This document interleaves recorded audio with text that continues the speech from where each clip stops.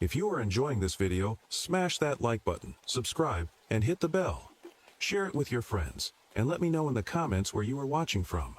Every like and subscribe helps the channel grow.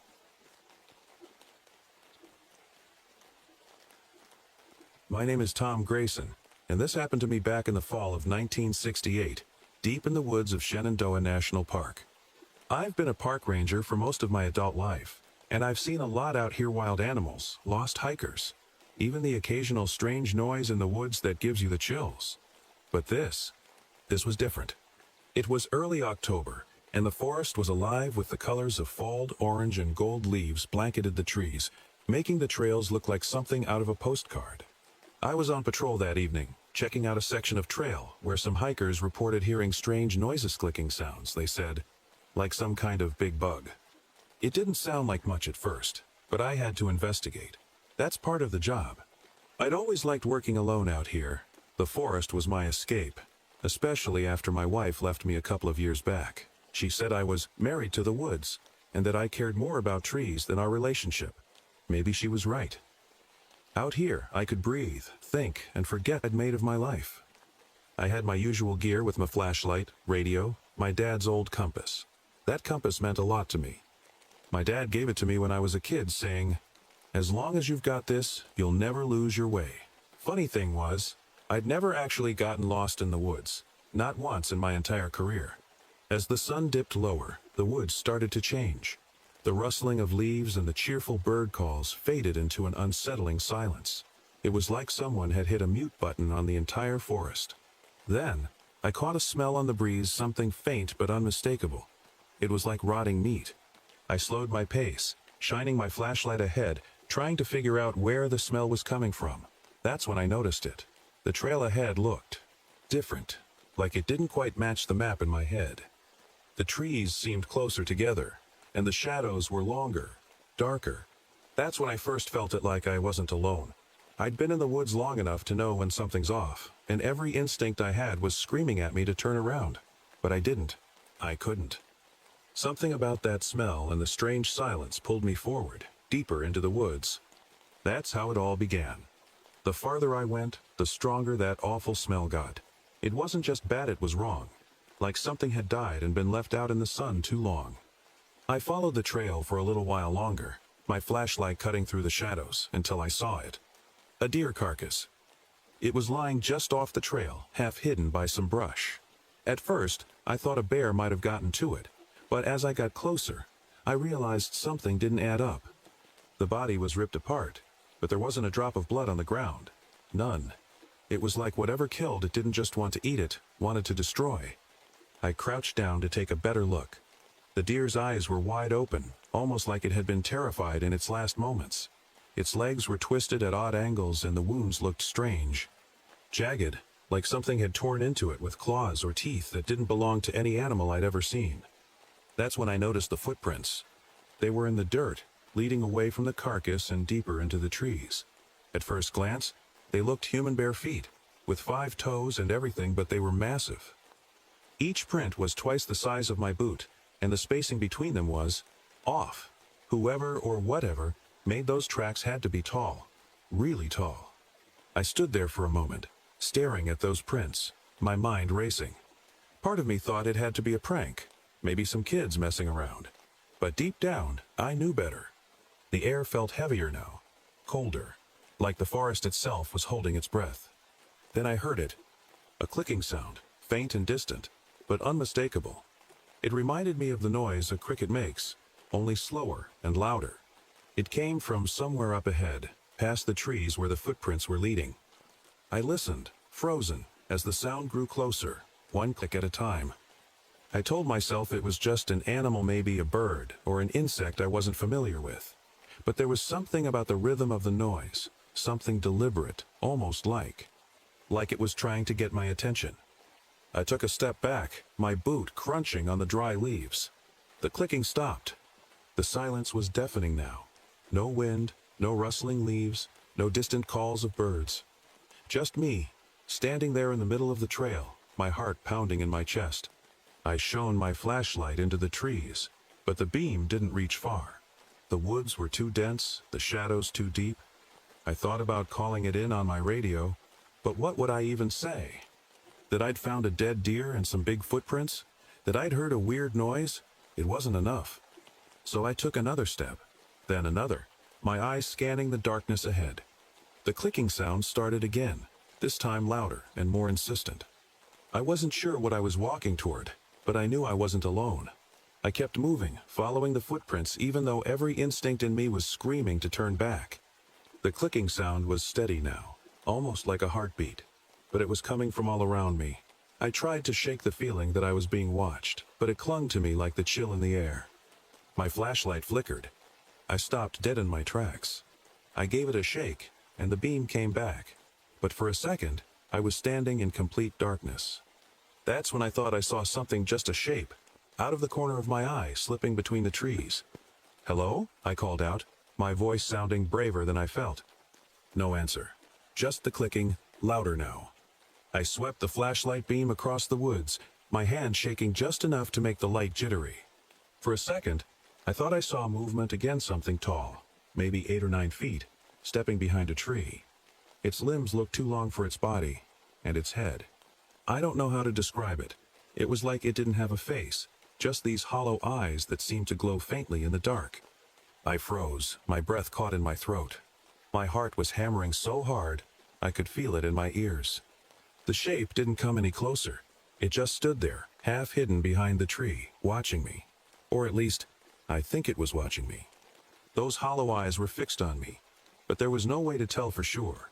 Then it moved, stepping out into the open, and I saw it more clearly.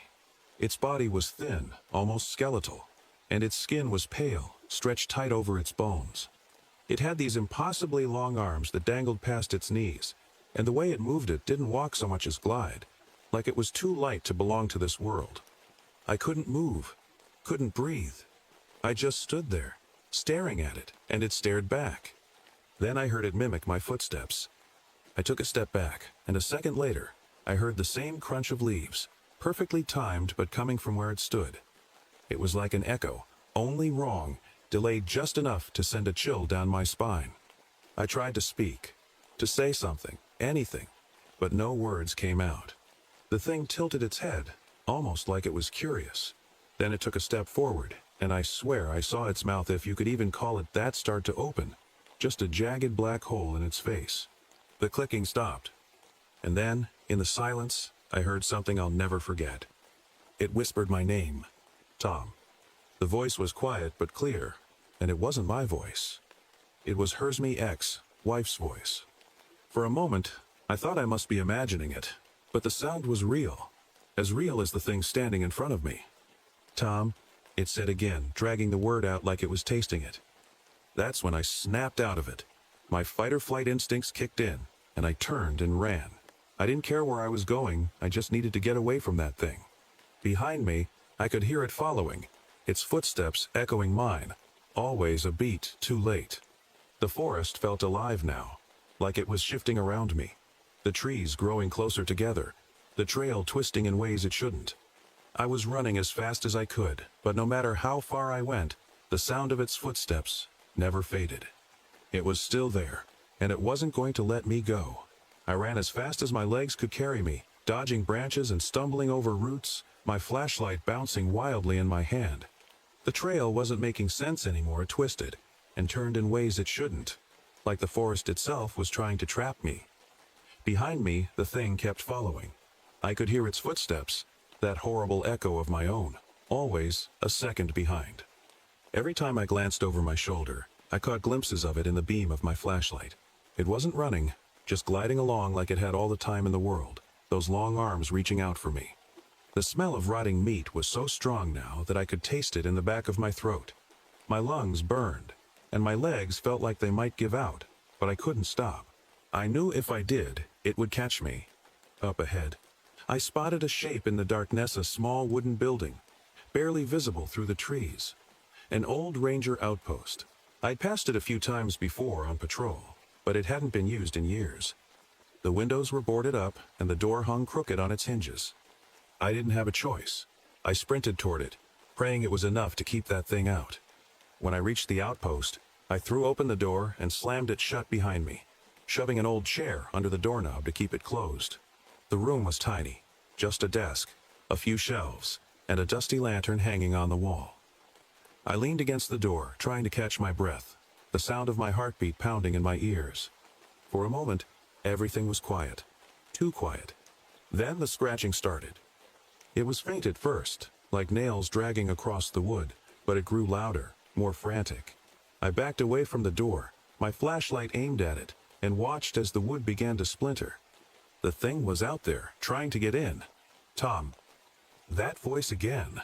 My ex-wife's voice, whispering my name like she was standing right next to me. Tom, let me in. I squeezed my eyes shut, shaking my head. It wasn't real. It couldn't be real.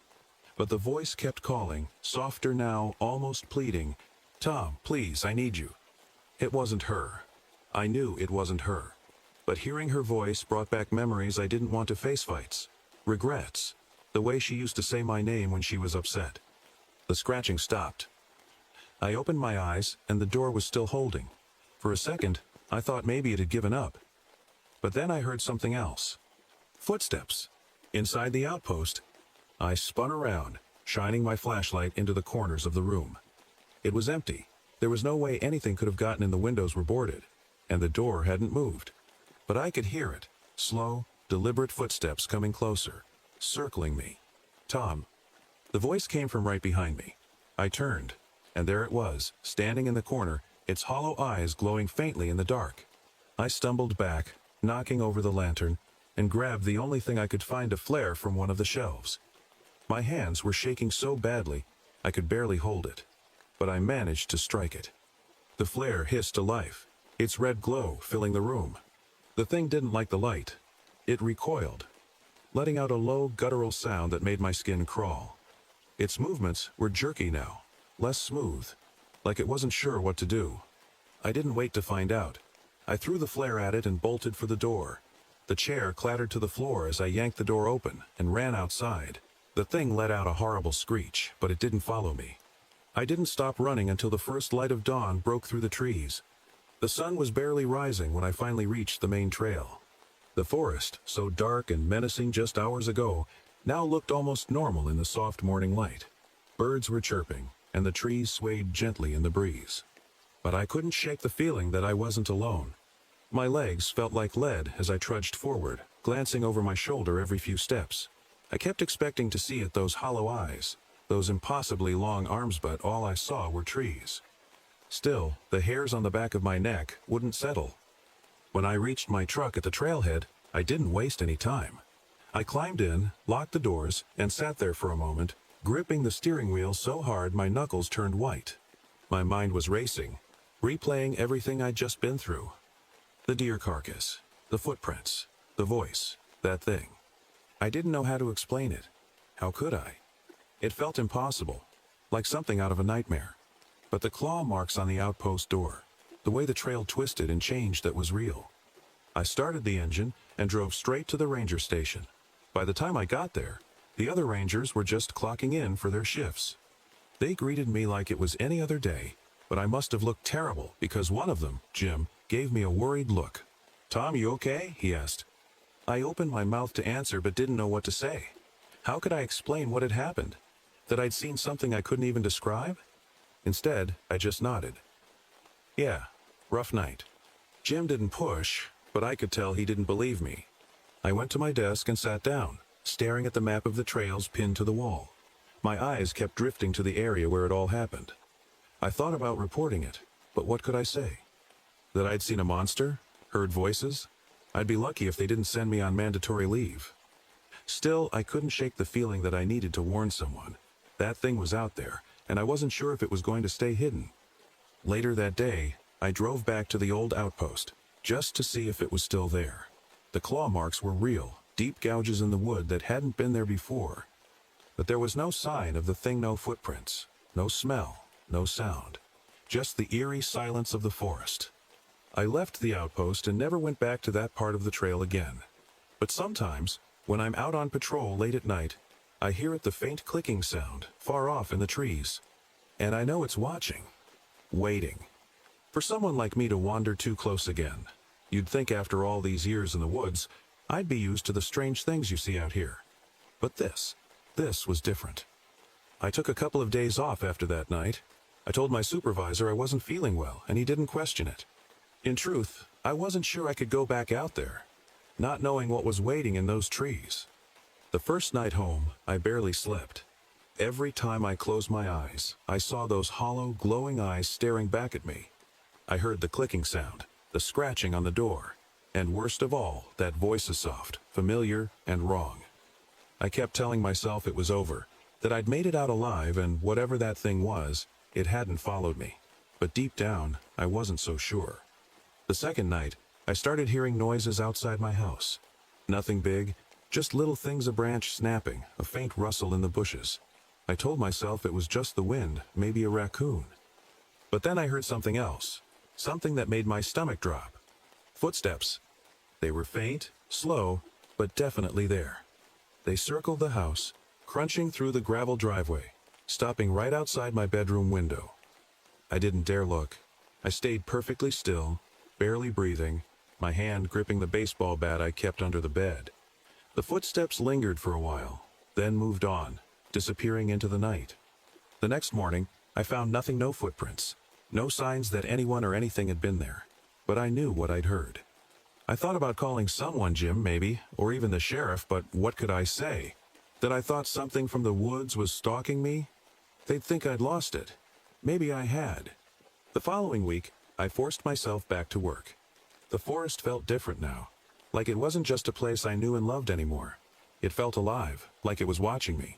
Every time I walked a trail, I kept my hand on my radio, ready to call for help if I heard that clicking sound again. But I never did, not directly. Still, there were moments like when the birds would suddenly stop singing, or when I'd catch a faint whiff of that rotting meat smell that reminded me it was still out there. One evening, I passed a group of hikers heading out as the sun was setting. I wanted to warn them, tell them to be careful, but I didn't know how without sounding crazy. So I just said, "Stick to the trail and don't wander off." They nodded and went on their way, laughing and talking like nothing could hurt them. I watched them until they disappeared into the trees, the same trees where I'd seen it. I don't know if they made it out okay. Even now, years later, I still think about that night. Sometimes I hear stories from hikers about strange sounds or shadows in the woods, and I wonder if it's the same thing I saw. I've thought about quitting more times than I can count, but something keeps me here. Maybe it's stubbornness, or maybe I just feel like I owe it to the people who come here to keep them safe. But every time I step into those woods, I know I'm not the only one out there. And I know it's only a matter of time before someone else gets too close.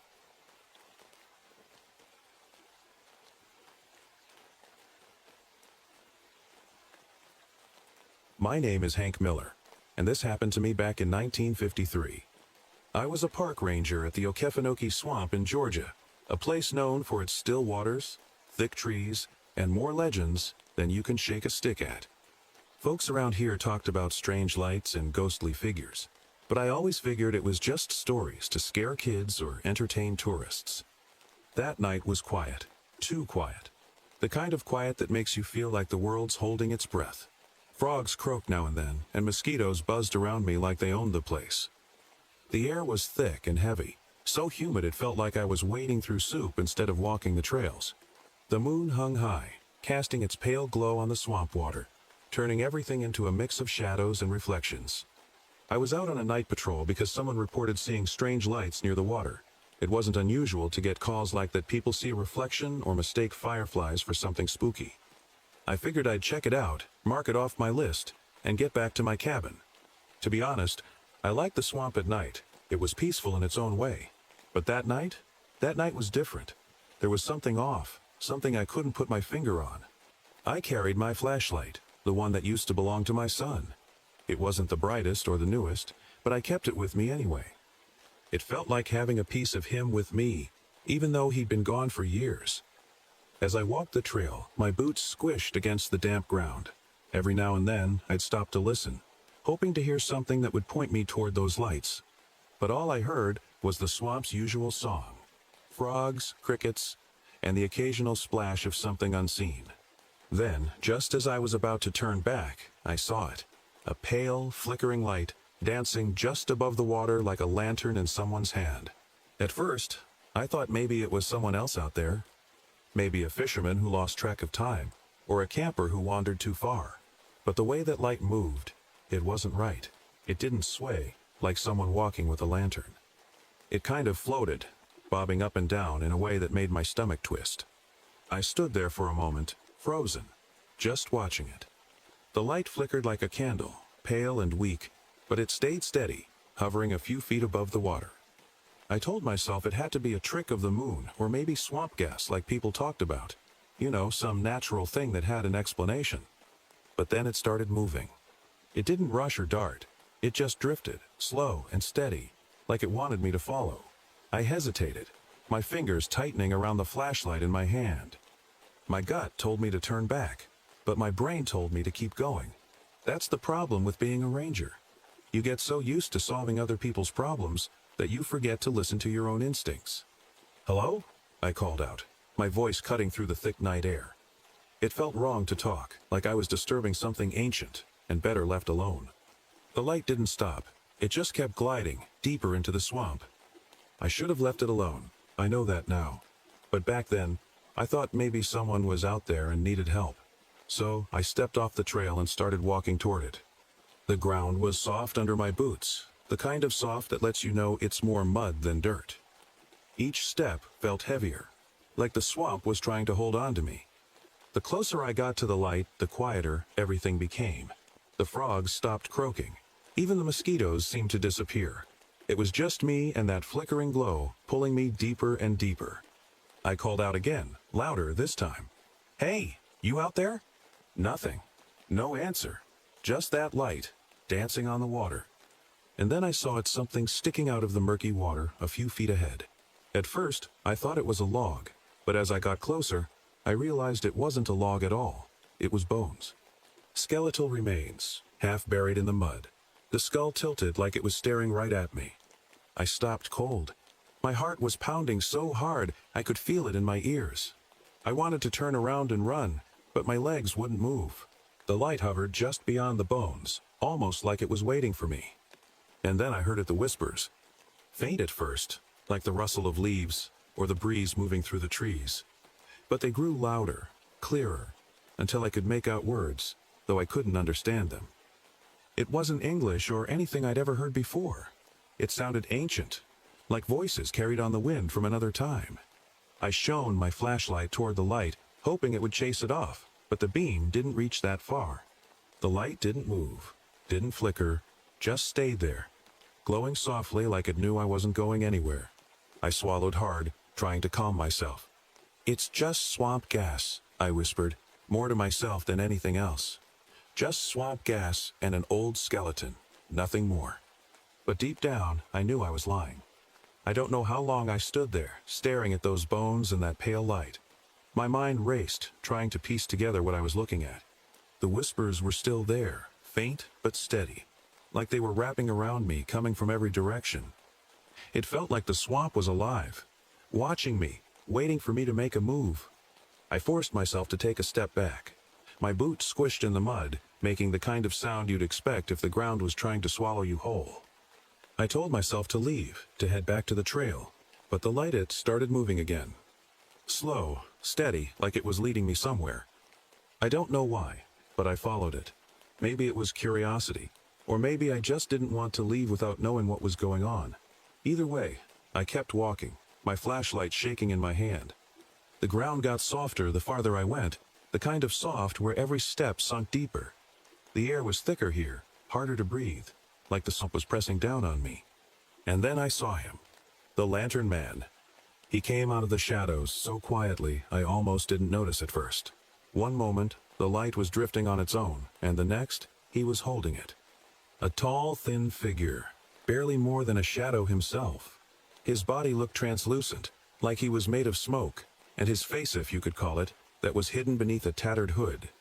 But I could see the outline of a skull beneath that hood, and his eyes, there weren't any. Just empty, dark sockets staring straight through me. I froze, my mouth dry as sandpaper. The flashlight in my hand suddenly felt useless, like its beam wasn't strong enough to pierce the darkness around him. The lantern man didn't say a word. He didn't have to. He just raised his free hand, long and bony, and pointed a finger at me. The whispers grew louder, almost like they were coming from him now. But his mouth, if he even had one, never moved. The sound made my skin crawl, and I wanted to run, but I couldn't. It was like my feet were rooted to the ground.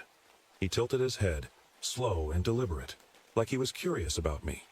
Then he turned and started walking, his lantern swinging in his hand, casting strange shadows across the trees. And just like before, the light beckoned me to follow. I told myself to turn back, to leave this whole thing behind, but something kept pulling me forward. Maybe it was fear. Maybe it was that strange feeling in my gut, like I had to see this through. Whatever it was, I kept moving, step by step, following the lantern man into the heart of the swamp. The ground grew wetter, and I could feel the water soaking into my boots. Every step felt harder than the last, like the swamp itself was trying to hold me back. The whispers never stopped, rising and falling like waves, each one sending chills down my spine. And the lantern man? He just kept walking, his bony hand gripping that flickering light, leading me deeper and deeper into the dark. I kept telling myself to stop, to turn back, but my legs didn't listen. It was like the lantern man had some kind of hold on me, like invisible strings pulling me forward. Every step felt heavier, my boots sinking deeper into the mud. The swamp around me seemed to change. The trees grew closer together, their twisted branches reaching out like claws. The air smelled sour, like rotting plants and stagnant water. And the quiet was the kind of quiet that presses into your ears, making you feel like you're the only living thing for miles. The lantern man never turned around, never slowed down. His lantern swung gently in his hand, casting that pale, flickering glow. It lit up the path ahead, but never seemed to brighten anything else. Shadows danced along the water, shapes that didn't match the trees or anything else around us. And the whispers, they grew louder. They weren't just in the air anymore. They were in my head, circling around like a swarm of bees. I couldn't understand the words, but I felt them, like they were crawling under my skin. I called out, my voice cracking. "What do you want?" No answer. The lantern man just kept walking. My chest tightened as I realized how far I'd gone. The trail was long behind me, and the ground was nothing but water and mud now. The light from the moon barely reached this part of the swamp. It felt like I was in another world, a place I wasn't supposed to be. I stopped for a moment, trying to catch my breath. My flashlight flickered in my hand, the beam dimming like the batteries were dying. That's when I noticed it. The water around my boots wasn't still anymore. It rippled, small waves spreading out as if something was moving beneath the surface. I froze, my heart pounding so hard I thought it might burst. The lantern man had stopped too. He stood a few feet ahead, the light from his lantern brighter now, almost blinding. He turned to face me, slow and deliberate, and raised his arm again. That same bony finger pointed right at me, like he was giving me a choice. Keep going, or turn back. But it wasn't a choice. I knew that. The whispers grew deafening, swirling around me like a storm. My legs trembled, and I could feel the mud pulling me down, holding me in place. The water around my boots started to bubble, small bursts of air rising to the surface. I didn't know what was beneath me, but I knew I didn't want to find out. The lantern man took a step closer, his lantern casting strange, flickering shadows over the water. My flashlight flickered again, weaker this time, and for the first time in years, I thought about my son, about how much I missed him, about how I used to tell him I'd always be there to protect him. I gripped the flashlight tighter, as if holding it could keep me grounded. "You're not taking me," I muttered, my voice shaking. "I'm not going with you." But the lantern man didn't stop. He kept coming closer, the light from his lantern growing brighter, so bright it hurt to look at. I don't know how I found the strength to move, but I did. My legs felt like they were weighed down with cement, and every step was a fight. The lantern man was still coming closer, and that light, it wasn't just bright anymore. It felt alive, pressing against me like it wanted to drag me in. The water around me was up to my ankles now, rippling and bubbling like something beneath it was trying to break free. The whispers grew louder, almost like a chant, a low, humming rhythm that made my chest tighten. I shone my flashlight at the lantern man, the weak beam barely cutting through the glow of his lantern. "Stay back!" I shouted. though my voice sounded small and shaky, even to me. But he didn't stop. He kept moving, slow and steady, like he had all the time in the world.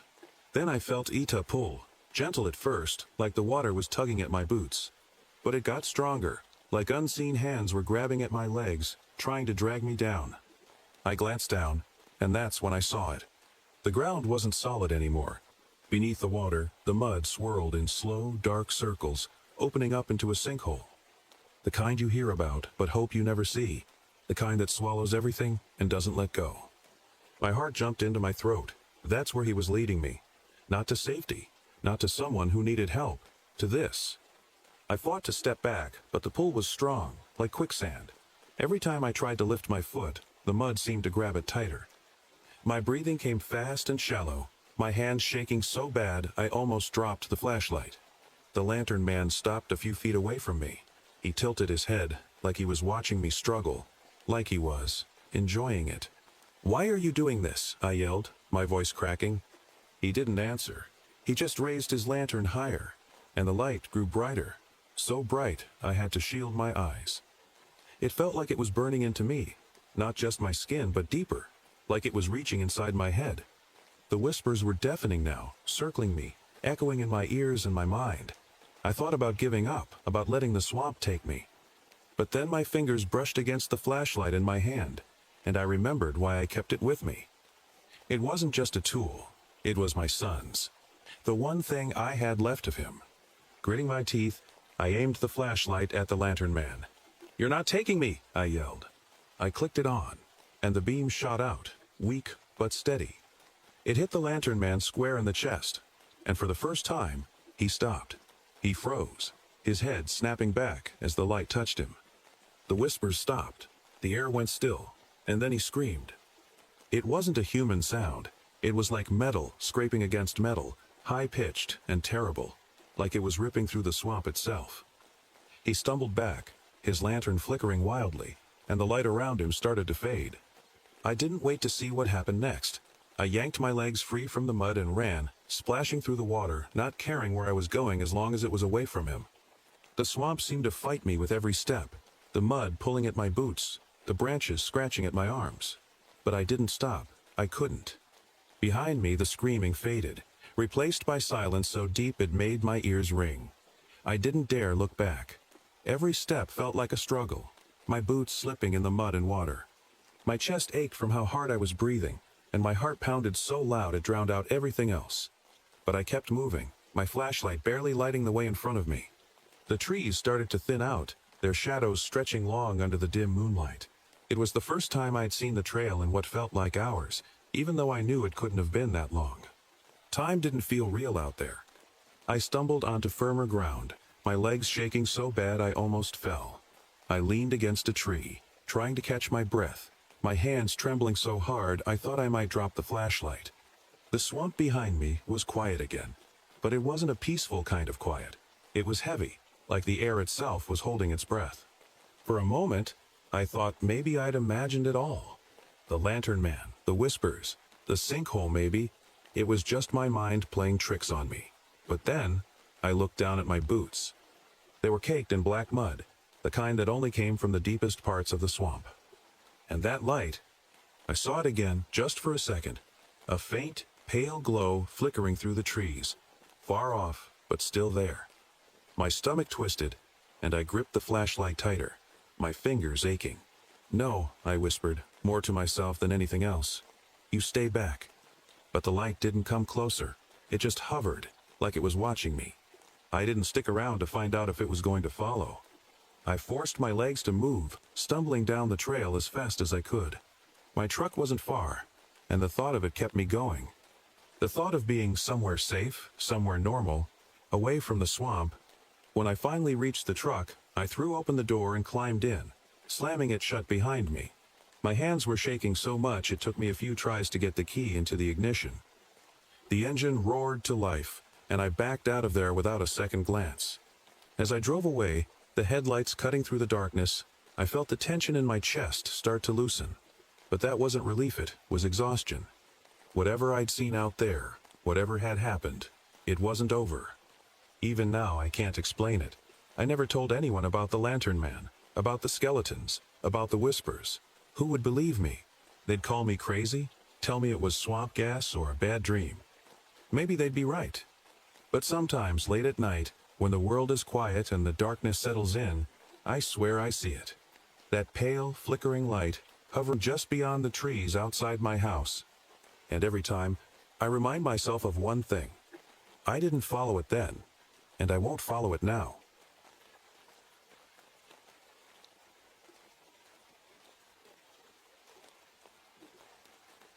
My name is Maggie Collins, and this happened to me in the spring of 1987, back when I worked as a park ranger in Olympic National Park, Washington. I'll admit, it's taken me years to even talk about it because, honestly, some parts still don't feel real. But they are. Every single bit. It had rained all week, so the air was damp, the ground was soggy, and the forest was alive with smells of moss and wet bark. I was leading a small group of wildlife researchers that day, just a regular outing to monitor some animal populations. There were 4 of us in total. Me, Ben, who was new and overly eager, Lauren, the team's botanist, and Carlos, the quiet one who preferred birds over people. We had a plan. Hike into a remote part of the forest, take notes on wildlife activity, and camp overnight. It was the kind of work I loved, being surrounded by nature, breathing in the silence, spotting tracks in the mud and scratches on tree trunks. My job was to keep the group safe, make sure they didn't wander too far off the trails or do anything reckless. About midday, we reached a small clearing surrounded by towering pines. The sunlight filtered through the canopy, lighting up the moss-covered logs like emeralds. It should have been peaceful, but something was off. There was a strange, musky smell in the air, thick and sour, like wet fur left too long in the sun. "Do you smell that?" I asked, breaking the quiet. Lauren nodded. "Yeah, it's strong. Maybe an animal's nearby?" That seemed logical at first, but as we looked around, we didn't see any tracks or signs of movement. And then we spotted a torn piece of animal hide hanging from a low branch.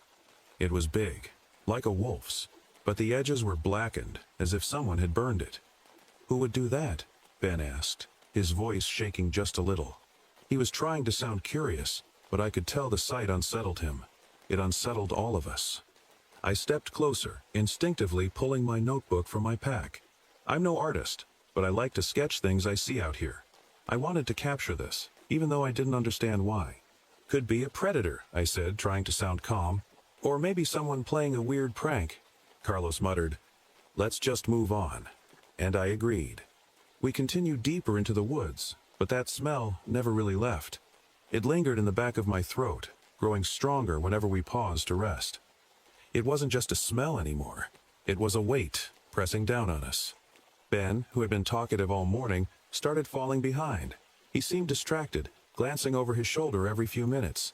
Finally, as we stopped near a cluster of ferns to mark some observations, he blurted out, "I think we're being watched."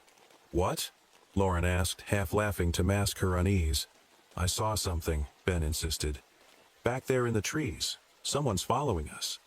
I scanned the forest, but saw nothing out of the ordinary. Just trees swaying in the breeze, leaves rustling softly. Still, I felt a knot tightening in my stomach. "Stay close to the group," I said, "and let's not jump to conclusions, okay?" Ben nodded, but he didn't seem convinced, and neither was I. That night, as we set up camp near a creek, the forest felt eerily quiet. Normally, you'd hear frogs, crickets, or maybe the hoot of an owl. But there was nothing. Just the occasional crack of a branch somewhere in the distance. "We're probably just spooking ourselves," I said as we sat around the small fire. "This place gets pretty isolated. Our minds fill in the gaps." Carlos shrugged. "Maybe." But when I crawled into my tent later, I couldn't shake the feeling that something was out there waiting, watching. I didn't sleep much that night. None of us did. The first thing I noticed when I woke up was how dark it still was. The fire outside had burned down to a soft glow, and the night felt heavy, like the air itself was pressing down on us. I lay still in my sleeping bag, listening. At first, all I heard was the creek running nearby. But then, there it was, a soft snap of a twig. Then another. It wasn't loud, but it was close. Too close. I sat up slowly, careful not to make any noise.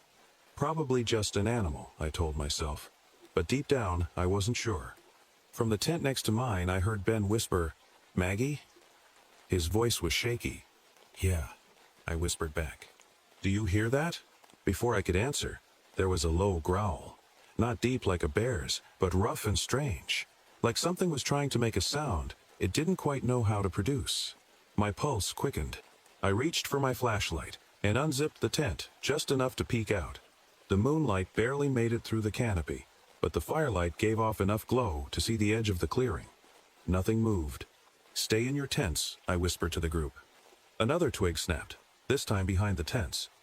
The growl came again, longer this time, and it was followed by a shuffling sound, like something dragging through the underbrush. I stepped out of my tent, gripping the flashlight tighter. My breath was shaky, but I kept moving, circling toward where the sound had come from. That's when I saw a figure, just at the edge of the trees.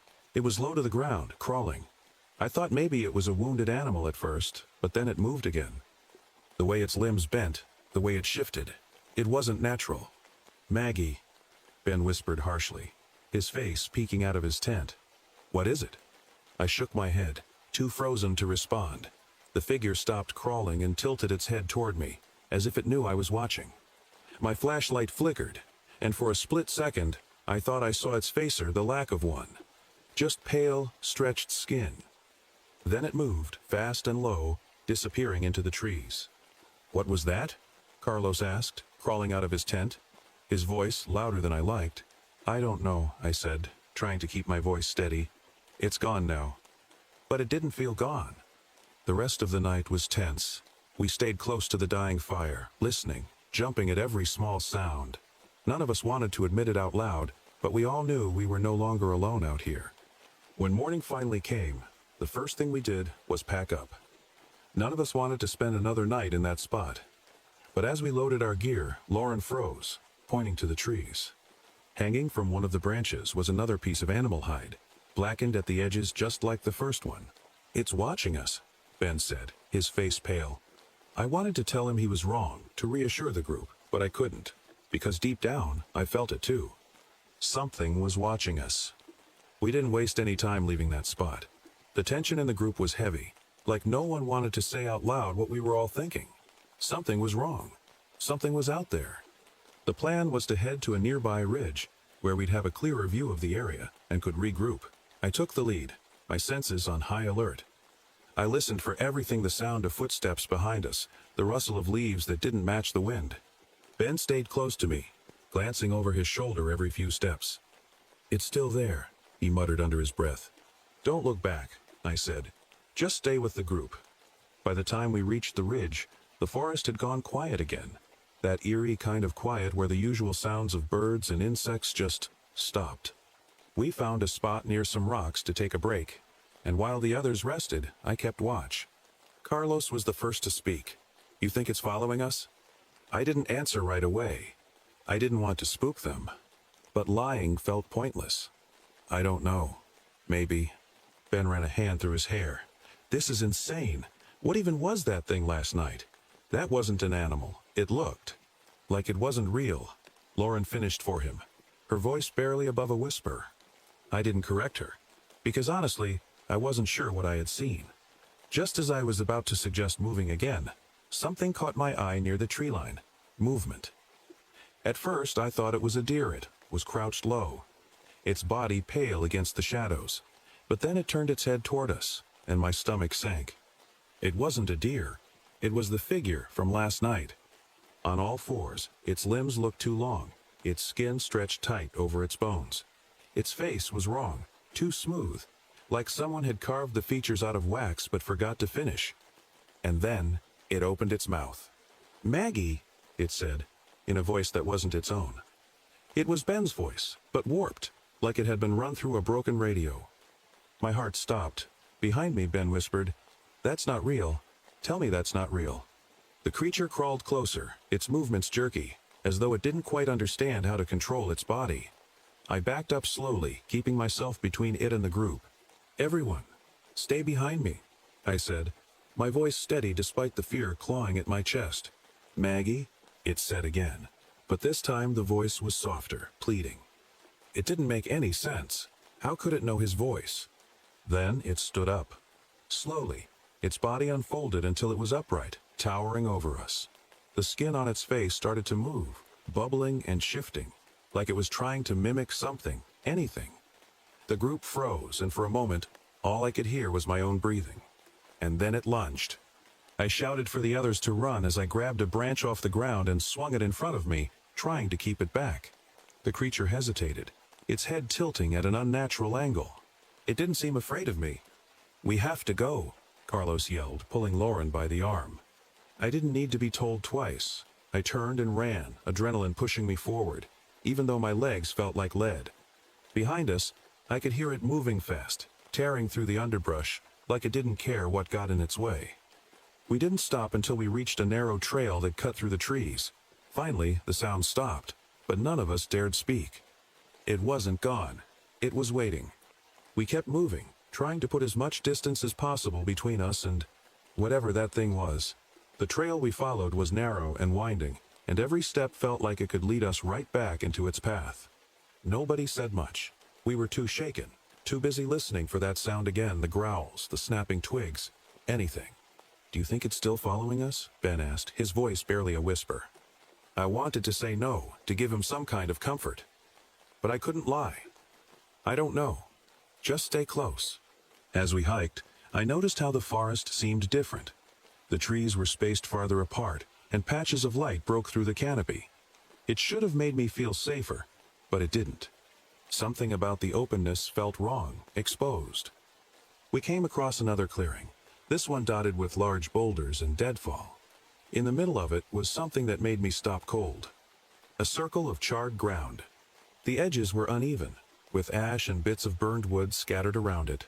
But in the center lay another pelt, stretched flat like it had been put there on purpose. This one was bigger than the others, with strange blackened marks across its surface that looked like symbols burned into the fur. "What is this?" Lauren asked, taking a hesitant step forward.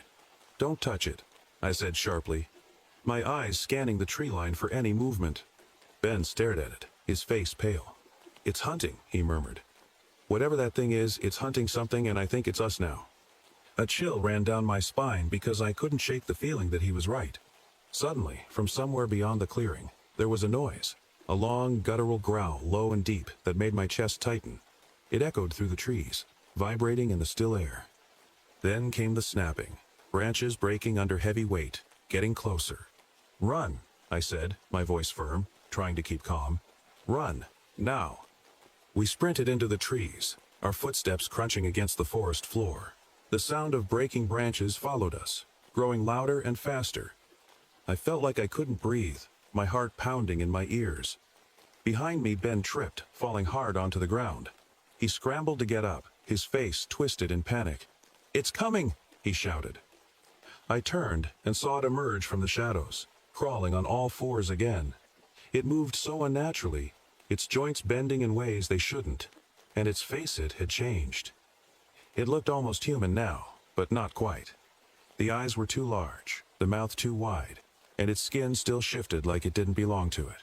Without thinking, I grabbed Ben by the arm and pulled him up. "Go!" I yelled, pushing him forward. We ran until the forest thinned out, and we stumbled into another clearing. I doubled over, gasping for air. Carlos and Lauren collapsed nearby, looking as shaken as I felt. "It stopped," Lauren whispered, her hands trembling as she hugged herself. I looked back at the trees, half expecting to see it burst through, but the forest was still. The creature hadn't followed us into the clearing. For the first time, I noticed the faint smell of smoke. That's when I realized the edges of the clearing had small patches of scorched earth, almost like a border. It was subtle, easy to miss if you weren't looking closely. "I don't think it can come here," I said slowly. "Why not?" Ben asked, his eyes wide with fear. "I don't know," I admitted, "but we're not safe here for long. We need to keep moving." We didn't rest long. Something told me whatever was out there wasn't going to give up that easily. We didn't stop moving. None of us even suggested resting again. Something about the clearing where the creature wouldn't come felt too deliberate. Like we weren't the first to end up here, and that thought alone was enough to make us press on. The forest around us grew denser as we walked. The air was colder now, damp with an edge that bit at your skin.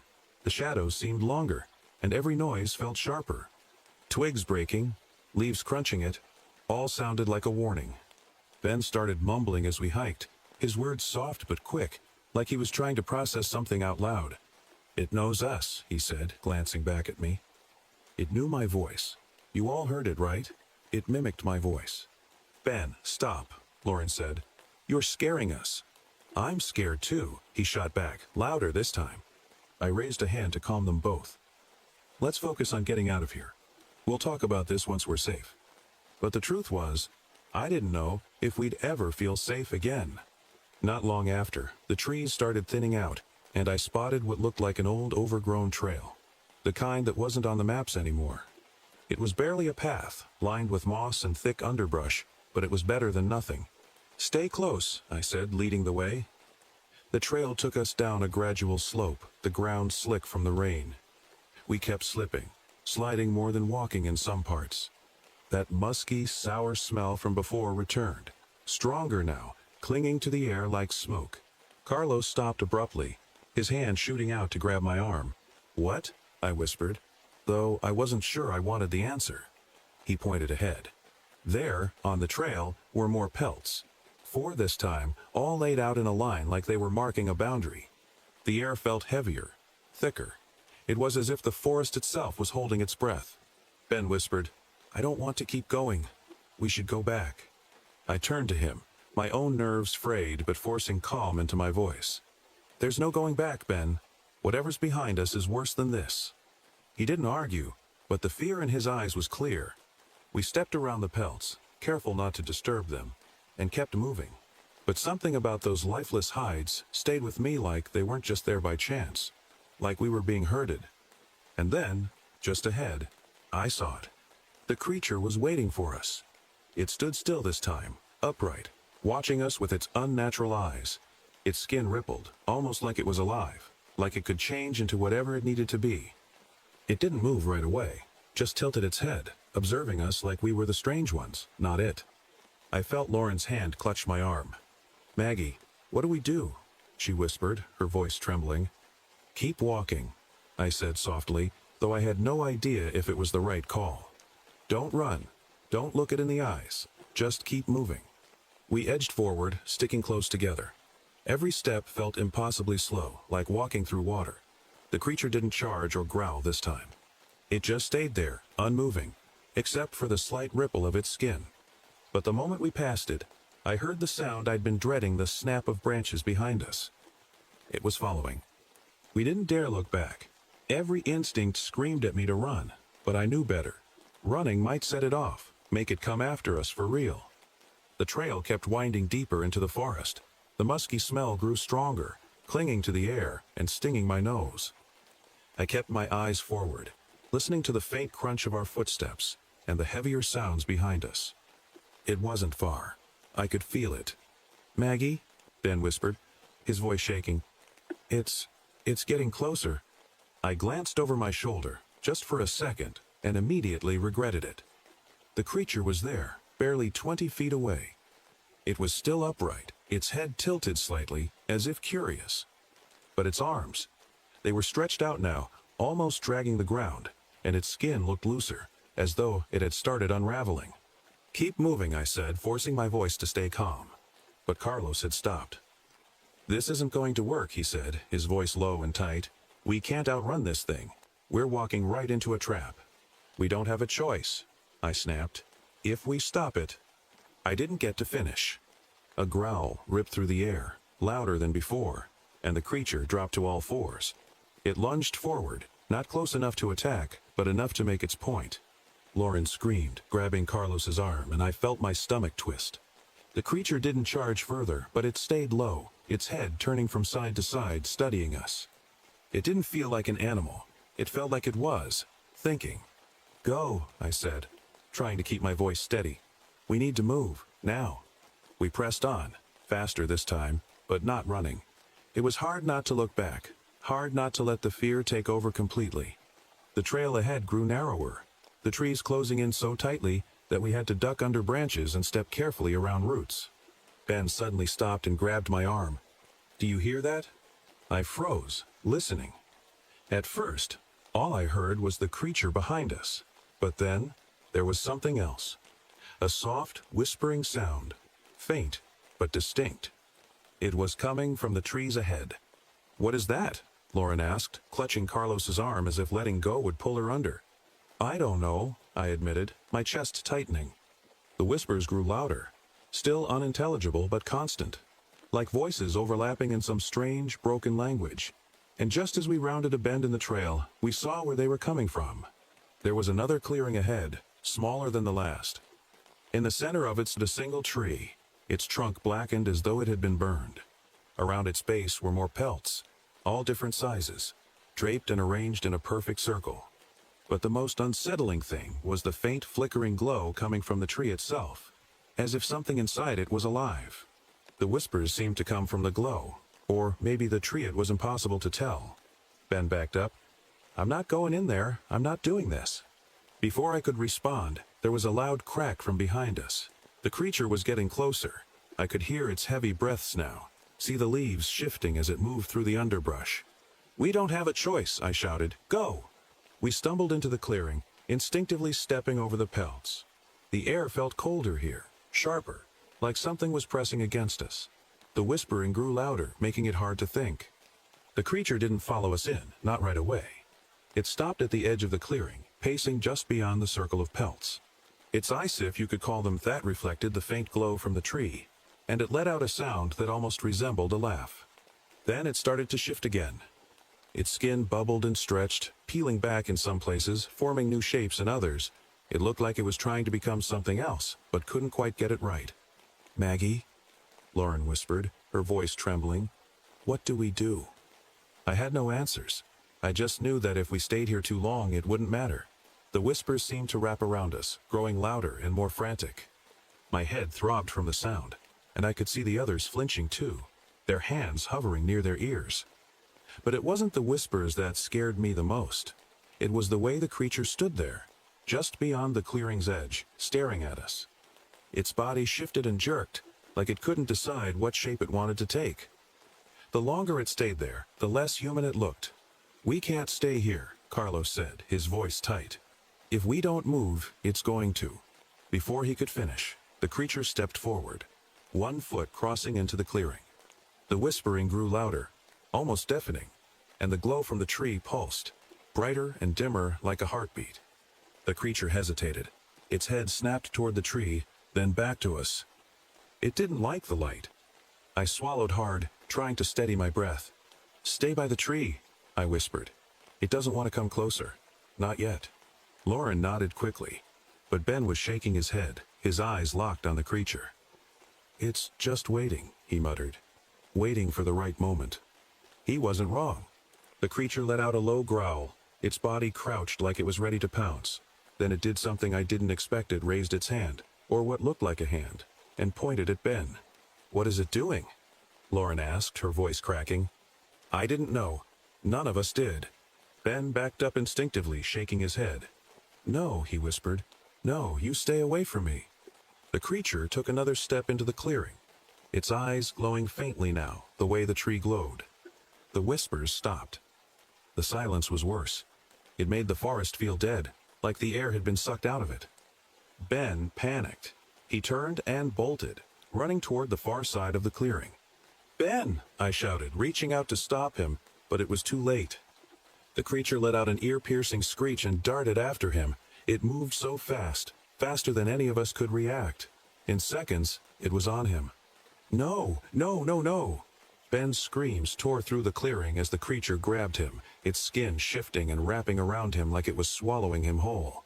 We froze, too terrified to move. The glow from the tree pulsed faster and brighter, flickering like a warning.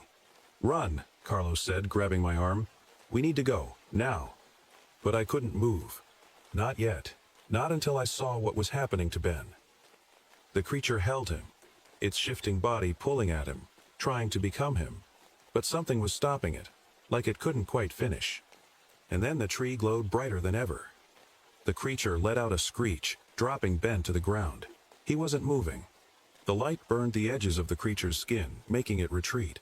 It backed away, its body contorting violently as if the glow was tearing it apart. It fled into the darkness, and the forest went silent again. Ben! Lauren ran to him, kneeling by his side. He was breathing, but barely. His eyes were wide open, staring at the sky, and his lips moved faintly, like he was trying to say something.